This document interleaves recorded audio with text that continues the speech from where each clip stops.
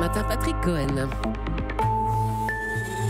À la une ce matin, Fessenheim, l'accueil houleux du secrétaire d'État Lecornu chargé de préparer la fermeture de la centrale. Les vœux d'Emmanuel Macron aux armées ce matin à Toulon. Le président tente de rétablir la confiance 6 mois après le départ forcé du général de Villiers. L'Amérique profonde toujours en phase avec Donald Trump, 1 an après son entrée à la Maison-Blanche. Ce sera l'enquête du 8h avec Xavier Yvan, envoyé spécial dans le Kentucky. Un pont de 35 km au-dessus de la Manche entre la Grande-Bretagne et la France. Proposition surprenante de Boris Johnson hier. Dans ce journal encore, le MEDEF qui claque la porte de la négociation sur l'apprentissage. Un village de Loire-Atlantique qui espère retrouver sa route fermée par les zadistes et la police depuis 5 ans.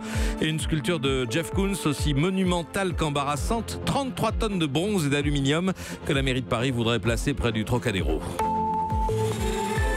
Le nucléaire, comme chacun sait, est à manier avec précaution. Le secrétaire d'État à la transition écologique, Sébastien Lecornu, vient d'en faire l'expérience à Fessenheim. À 1 an de sa fermeture prévue, ambiance explosive, Arthur Mbaché au contact des habitants et des employés de la centrale. Ça fait 6 ans qu'ils n'ont pas vu un ministre en vrai. Quand hier soir, Sébastien Lecornu sort de sa voiture, s'apprête à entrer en mairie, une trentaine de salariés de la centrale l'interpellent. Ils n'acceptent pas la fermeture de Fessenheim. La décision, elle est prise. Je regrette que personne ne l'ait assumée avant. Je regrette que personne ne soit venu avant vous voir. Oui, je suis là. C'est la décision de l'État. C'est une décision de politique énergétique. Non, désolé, vous êtes lamentable. Vous avez le droit d'être en colère. Je suis pas en colère. J'ai la haine. Je comprends. Non, je suis pas en désarroi, c'est la haine, c'est une horreur. Échange tendu avec les salariés le soir, beaucoup plus cordial et constructif l'après-midi avec les délégués syndicaux dont Alain Besserer de FO. Le point de satisfaction, c'est qu'enfin on se rencontre et enfin on échange. On peut que être content. Les gouvernements précédents n'ont strictement rien fait. Aujourd'hui, il est là, il nous parle sans langue de bois. Je pense que c'est plus qu'appréciable. Ce matin, le secrétaire d'État va installer officiellement le comité de pilotage. Il doit à la mi-journée faire des annonces concrètes sur l'avenir du territoire. Fessenheim, Arthur Mbaché, Europe 1. Dans les prisons, ça ne retombe pas. Les syndicats de gardiens appellent à poursuivre les blocages pour obtenir davantage de sécurité. Des affrontements à nouveau ce matin devant Fleury-Mérogis. Autre colère, celle du patronat. Le MEDEF décide de quitter la table des négociations sur la formation professionnelle. Mauvaise nouvelle pour le gouvernement qui voulait avancer vite sur ce dossier. Daniel Fortin, pourquoi ce coup d'éclat ? Eh bien, le patronat réclame tout simplement d'être le seul pilote dans l'avion pour gérer l'apprentissage en France. Il souhaite enlever cette compétence aux régions qui la détiennent depuis la décentralisation de 1983. Pourquoi ? Eh bien parce qu'il estime que les procédures sont trop complexes, qu'elles coûtent très cher pour une efficacité nulle, parce qu'on ne tient pas compte des besoins des entreprises. Donc le MEDEF demande que ce soit les branches professionnelles qui récupèrent la gestion du système. Mais est-ce que le constat est juste ? Alors si on regarde l'efficacité, oui c'est sûr, en France l'apprentissage n'a jamais vraiment décollé. À peine 5% des jeunes de 15 à 24 ans y ont recours, contre 16% en Allemagne. Et pourtant on y consacre de plus en plus de moyens, environ 8 milliards d'euros par an.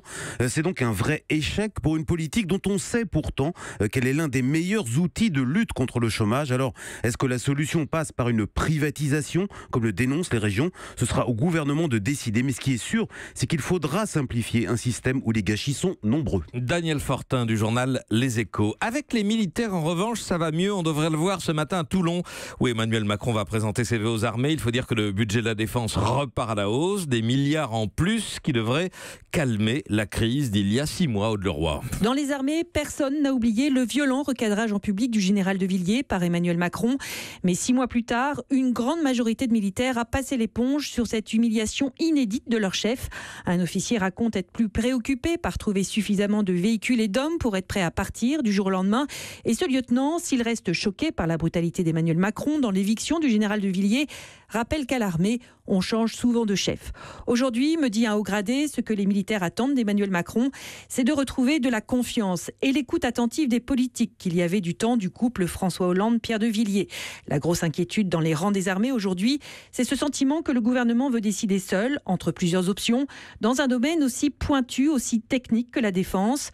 Le président de la République donne l'impression de ne pas trop consulter le patron des armées, un homme d'ailleurs aujourd'hui beaucoup plus discret que son prédécesseur. Aude-le-Roi. Et maintenant, il va falloir négocier pour le départ des zadistes de Notre-Dame-des-Landes. Les autorités savent que ça ne sera pas de tout repos. Première étape, le déblocage d'une route barrée par des occupants et fermée à la circulation depuis 5 ans. Réouverture très attendue par les habitants d'un village riverain, la Paquelée. Reportage de Martin Fenot. Les clients venaient parfois des villages voisins plus au nord pour se faire coiffer chez Catherine. C'était avant que la départementale soit fermée. C'est un passage énorme parce que c'est l'axe Nantes-Redon. Tous les gens qui travaillent, ils traversent notre village. Donc la route, elle est fermée, elle ne passe plus dans notre village. Certains ont quand même tenté de passer par cette route tenue par les zadistes. Même des clients qui voulaient venir ici, qui ont été obligés de faire demi-tour parce qu'ils étaient même des fois raquettés, quoi. S'ils voulaient passer, il fallait qu'ils donnent quelques petits euros ou des courses qu'ils avaient dans leur coffre. 30% de clientèle en moins, la boulangerie et le bar-tabac ont fermé cet été, regrette cet habitant. De toute façon, les commerces, ils vont pas ouvrir du jour au lendemain. Et même s'ils faisaient pas fortune, ils vivaient toujours. Au moins, c'est des gens qui travaillaient. Il n'y avait pas à fermer cette route-là, c'est dommage, quoi. La route devrait rouvrir dans les prochains jours, c'est l'espoir du maire Joseph Bézier. La Paquelée devenait presque, excusez-moi le terme, un cul-de-sac, quoi. Là, on espère que ça va un peu libérer, mais je vous dis, il va falloir quelques mois et voire plus avant de retrouver une activité qu'on pouvait avoir avant si on la retrouve. Parce qu'en plus de cet axe barré, le maire assure que comme dans les autres communes du coin, le village souffre d'une mauvaise réputation à cause, dit-il, des violences pendant les manifestations. La Paquelée, Martin Fenot, Europe 1.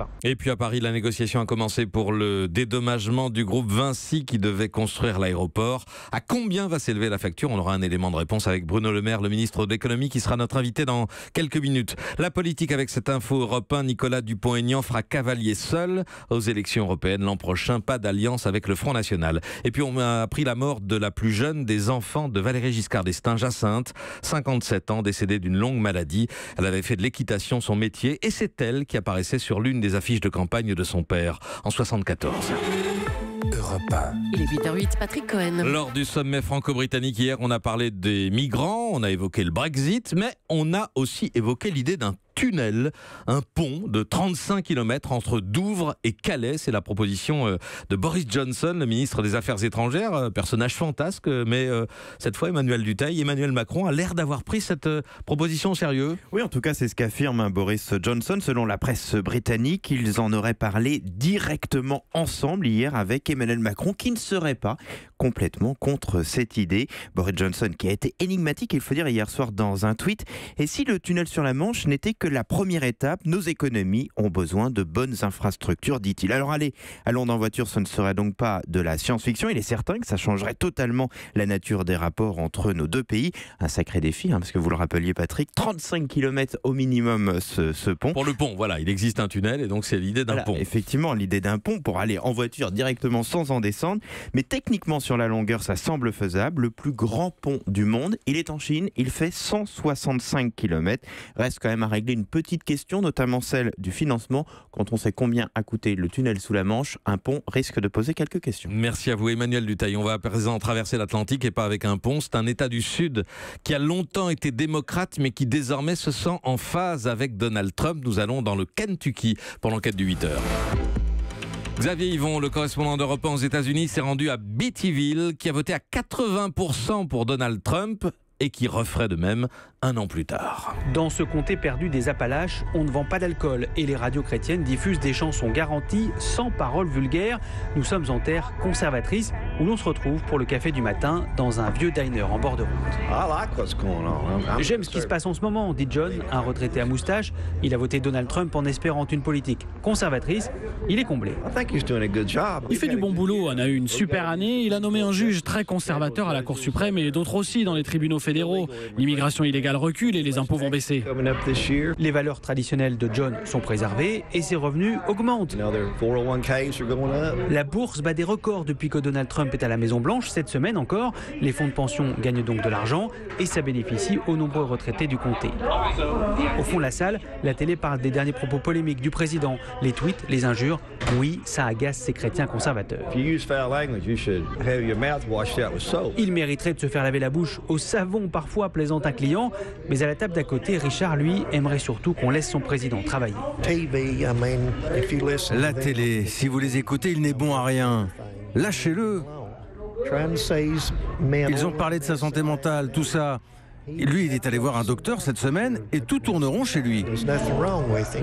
Pour l'instant, tous l'avouent, l'effet Trump n'est pas arrivé jusqu'à leur comté reculé. Il y a des gens qui vivent encore dans des cabanes en bois. Sandy, de la station-service, a 2 emplois pour s'en sortir. Richard roule 160 km par jour pour aller travailler. Alors pour la 2e année Trump, ils n'ont qu'une demande. Jobs. Du boulot, des jobs, comme ceux que Donald Trump se vante d'avoir fait revenir dans l'automobile. Ici, c'était le charbon et le pétrole. Tout s'est arrêté. Mais il y a une bonne nouvelle. À quelques kilomètres de là, la vieille prison du comté va rouvrir 200 emplois à la clé. Le président n'y est pour rien. Il faut faire face à l'afflux de détenus. Mais les habitants du comté y voient un signe. Cette nouvelle année Trump commence bien. Bettyville, Xavier Yvon, Europe 1. Embarrassant. Quelle attitude adopter quand on vous offre un cadeau moche? Alors évidemment, vous pouvez faire mine de vous extasier, mais ensuite, il faut bien le ranger quelque part sans donner l'impression de le cacher. C'est donc ce qui arrive à la mairie de Paris, aux prises avec une œuvre monumentale de Jeff Koons que Pauline Jacot va vous décrire et qu'elle a tenté de faire apprécier à quelques Parisiens. Premier test auprès des passants, des habitants du quartier sur la très chic avenue du président Wilson à l'aide d'une photo de cette immense main tenant 11 tulipes aux couleurs acidulées. Qu'est-ce que vous voyez là? Une espèce de ballon bizarre qui rappelle un peu de l'alimentaire d'ailleurs, mais je trouve pas ça très joli. C'est quoi, c'est des sucettes géantes? Non, c'est des spermatozoïdes. C'est des fleurs. Ah oui. Non, mais c'est très gai. Qu'est-ce que ça représente cette œuvre? Du sucre d'orge sans doute. Pas du tout, c'est des tulipes. Ah. Bon, il faudra juste écrire tulipe en dessous, ça saute pas aux yeux. 12 mètres de haut, 33 tonnes de bronze et d'aluminium qui devraient donc prendre forme ici entre le Palais de Tokyo et le Musée d'Art Moderne. Un emplacement de premier choix qui ne s'y prête pas du tout, selon Stéphane Coréard, galeriste à l'initiative d'une pétition contre le projet. Un artiste comme Jeff Koons, aujourd'hui, c'est une multinationale. C'est pas du tout de l'art et essai. Et ici, on est dans un lieu d'art, le Palais de Tokyo, qui est dédié aux jeunes artistes, plutôt à l'art émergent, à la scène française. C'est faire un cadeau publicitaire absolument gigantesque en échange de rien. C'est l'ancien monde contre le nouveau, répond l'agent de Jeff Koons. Dommage, au départ, l'œuvre devait porter 2 valeurs, la fraternité et la réconciliation. Pauline Jacot pour Europe 1. Europe 1.